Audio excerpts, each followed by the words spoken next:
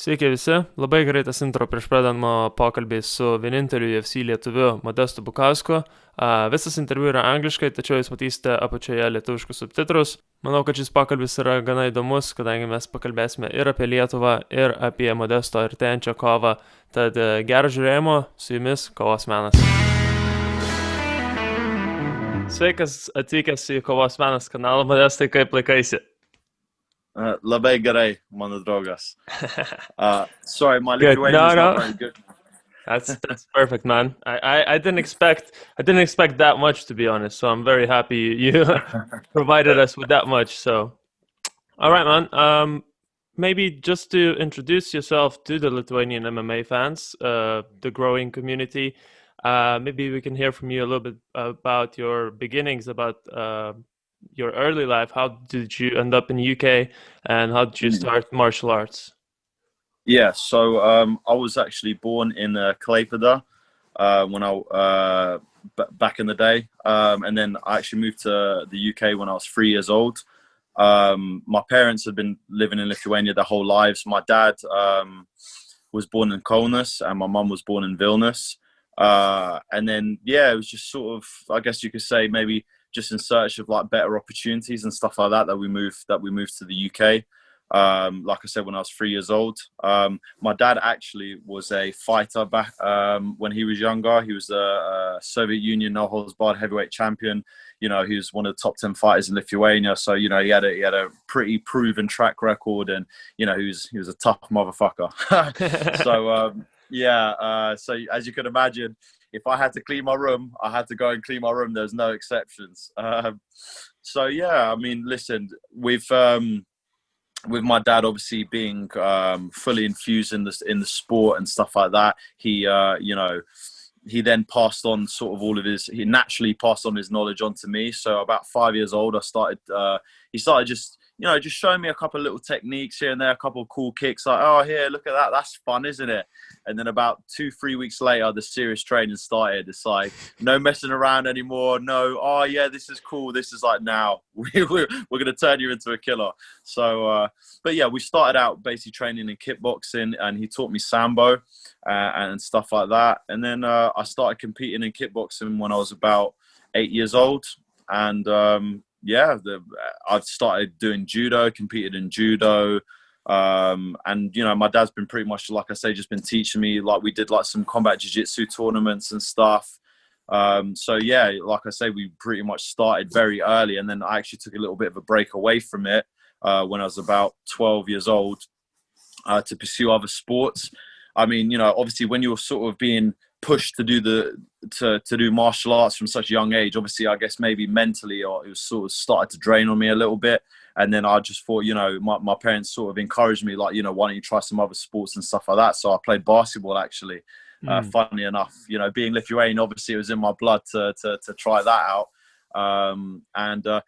But funny enough, again, I had 4 British kickboxing titles, and the last one that I won was when I was 14, and I wasn't even training for it properly, because, like I say, I was sort of going more towards, you know, trying to pursue basketball at the time.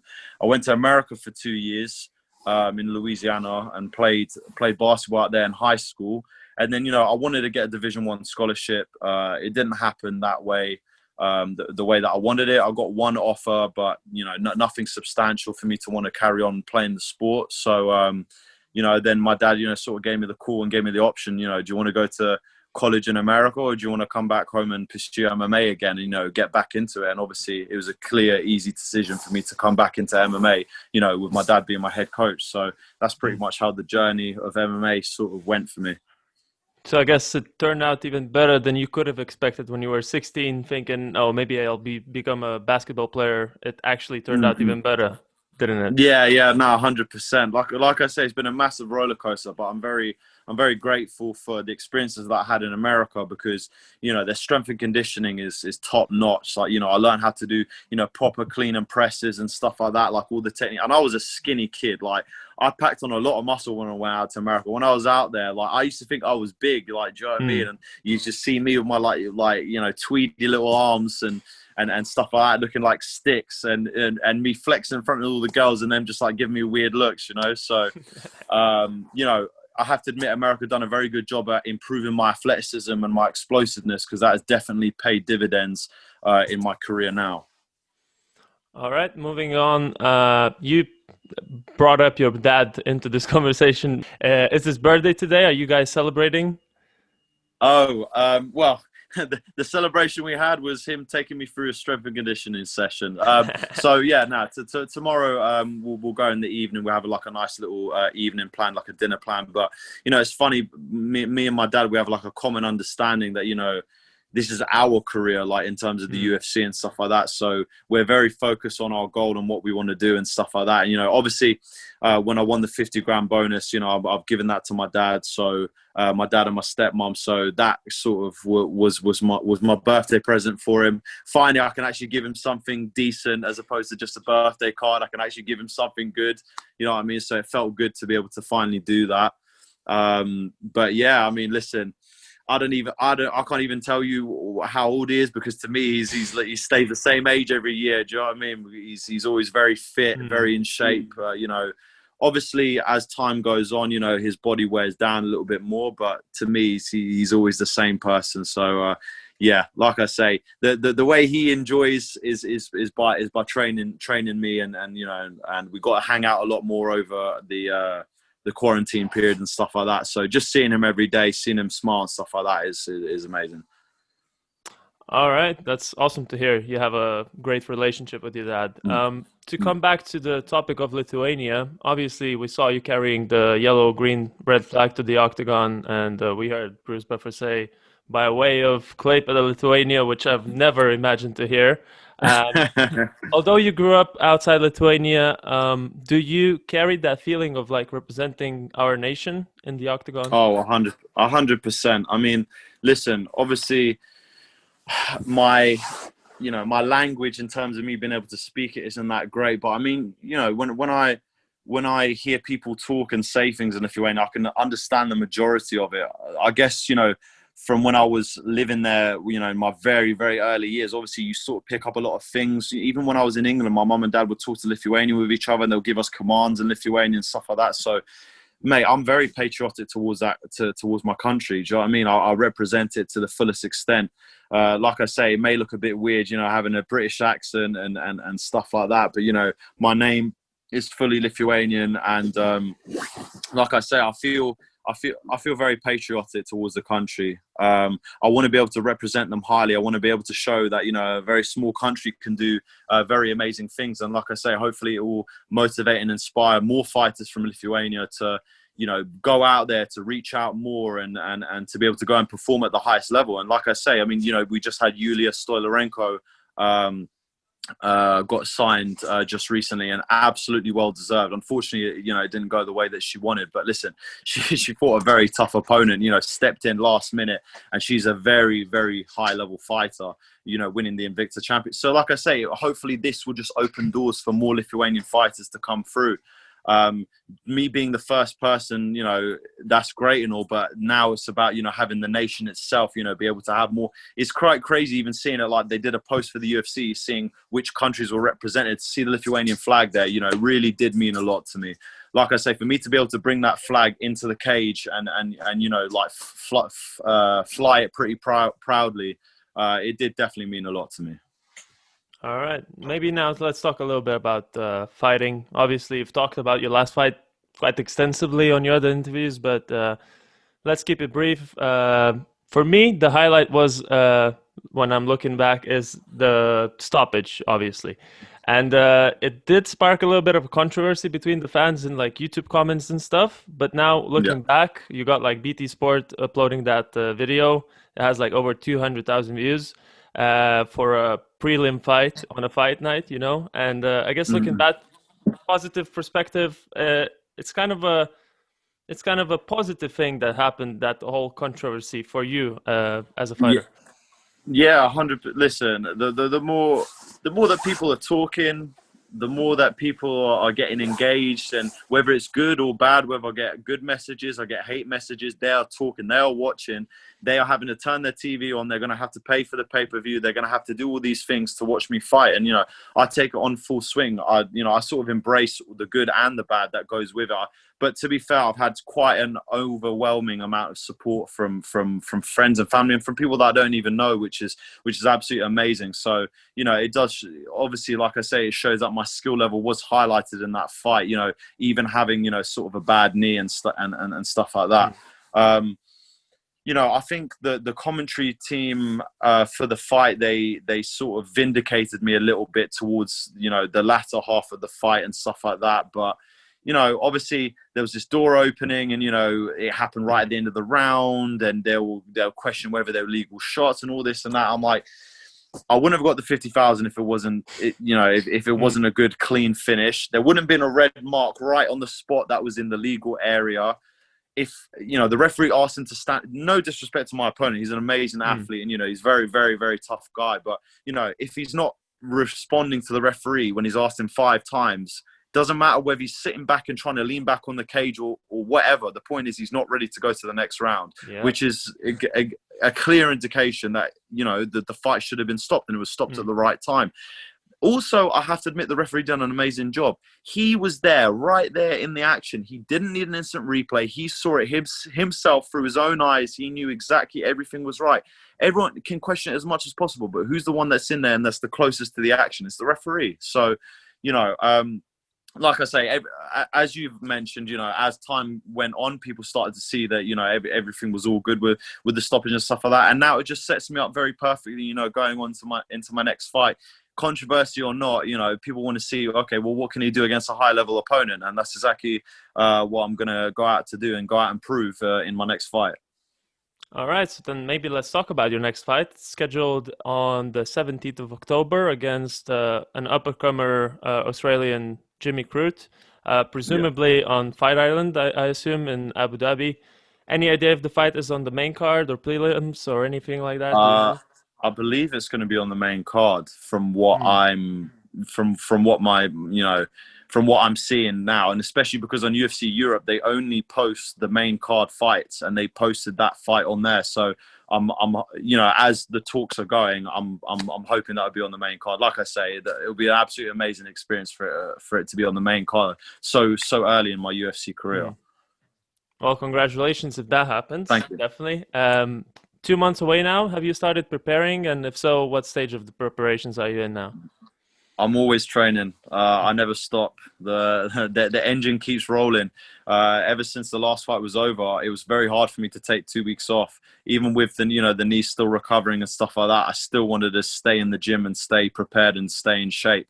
So it's not been a hard transition at all. I've had a bit more time to work on myself, and so in the last 3 weeks, just work on my own particular skills and stuff like that. Just try and improve as a martial artist. And now these next 8 weeks in the camp, this is all very specific to my opponent. Everything's going to be done, you know, on his tendencies and stuff like that. Obviously, I'm going to be trying to improve overall as an athlete and as a martial artist, anyways. But obviously, with a bit more of a fine-tuned sort of training regime, but everything stays the same. I've been training all the time, so really this is nothing different. This is exactly the same. I'm going to ramp it up slowly, you know, as the weeks go on, but I'm already in good shape. So yeah, me and my dad, we've already been working hard, and me and my team. So yeah, now it's just 8 weeks full throttle, stay away from injuries, and yeah, go out there and put on an amazing performance. Nice. And what about your next or rather, what about your opponent? I saw him kind of talking to ESPN saying, oh, I had 3 more fights. I won 3 more fights in the UFC, and I faced better competition. And he's saying he's going to show you another level. What's your take on that? And what's your take on Jimmy Crute? Well, listen, he is a very tough competitor. He's very highly skilled. So like I say, I'll give him much respect that he is a very well-rounded fighter. But I know he's fought obviously very high level competition, but so have I've fought high level competition as well. And I'm used to being able to step up to the plate whenever there's a higher level of opposition or higher tier. I'm always able to rise up to that. People have not seen everything that I'm capable of even yet. Do you know what I mean?